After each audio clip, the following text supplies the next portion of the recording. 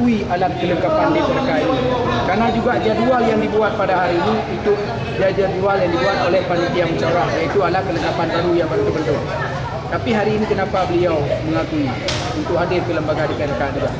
Dan juga yang ironisnya, selama kita undang ke lembaga DPRK, beliau tidak hadir untuk dalam rangka pembahasan APBD 2012. Ya, dalam rangka pembahasan APBD 2012 beliau tidak hadir, tidak mau hadir.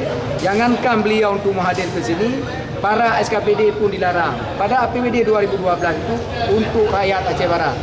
Dan juga yang sangat fatal lagi, LKPJ 5 tahun itu sampai hari ini pun tidak mau berjalan.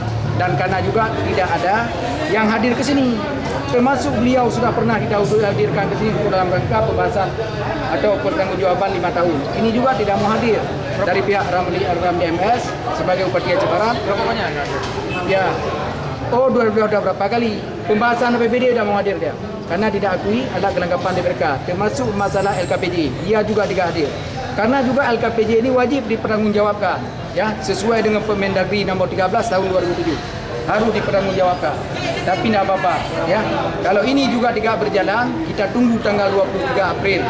Ya, mungkin beliau akan di-PJ pada tanggal 23 April, dan juga mudah-mudahan hasil audit masalah LKPJ ini kita minta audit kepada tim khusus. Dan juga untuk APBD Aceh Barat, LKPJ ini perlu diaudit oleh tim khusus, yaitu BPKP Provinsi. Bagaimana selama ini dalam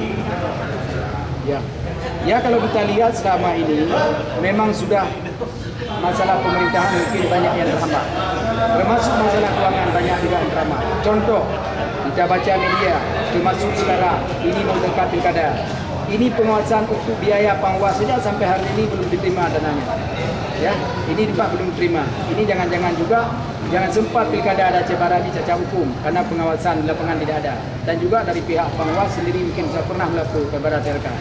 Oke, kembali ke belakang Pak. Kalau misalnya bidang syariah, apakah Bupati Aceh Barat ini sudah benar melaksanakan kebijakan yang sesuai dengan syariah?